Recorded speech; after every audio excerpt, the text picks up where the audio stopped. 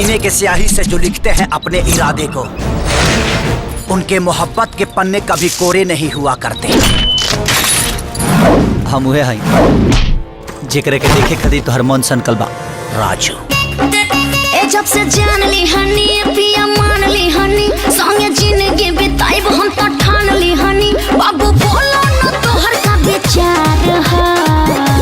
I love you Raju. एगो हम हमर दिल दिल दिल ए जान होई तीनों तहार।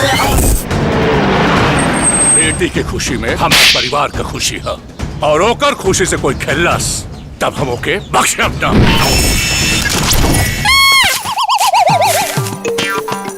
चल तू भाई बला को टाल तू। अरे भांजी ये केकरा से प्यार करता है? हमार बेटी तोहरा के जीवन साथी चुन ले बाड़ी, और 15 दिन में अगर तू 15 लाख कमा के लिए तो हम अपन बेटिया का हाथ तोहरे हाथ पे दे दे। कुछ कर गुजर ऐसा कि दुनिया तमाम हो जाए, आशिकों के जुबा पे तेरा भी नाम हो जाए। हम कह देली ना तू घर छोड़ के कहीं नहीं जेबे। इतिहास दोबारा ना दोहराई, हम वादा करता।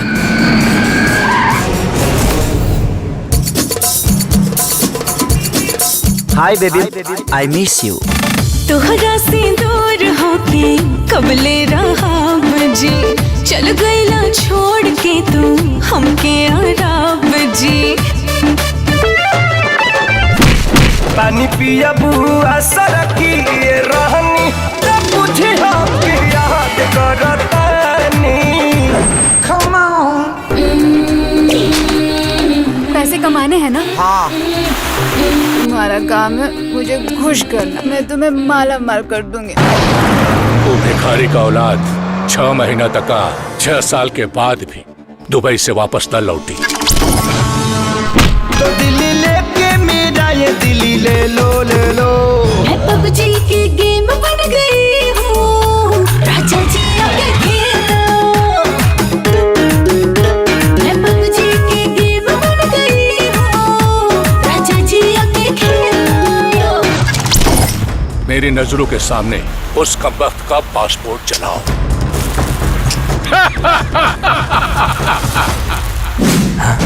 शर्त पर सत्ता और सरकार चलेला, लेकिन प्यार दिल से होला। वो तो के जिए न दे और हम तो के मरे न दे। क्या धोखा दिया तूने शुरुआत वाली को। 1 मिनट सोचने दो क्या क्या हुआ था। जब भी पटना वाली ने मुझे छोड़ा, हटा जा गुजरात वाली को। Welcome to the ring of dare to fight. इश्क में जीने के लिए हर रिस्क उठा लूंगा। जो जिंदा वो सिकंदर। अगर मौत भी आई ना तो महबूबा समझ के गले लगा लो। कसम है तेरे इंतजार का, इत्तेबार तेरा टूटने नहीं दूंगा। रिश्ता अपना जन्म जन्म का है, साथ तेरा छूटने नहीं दूंगा।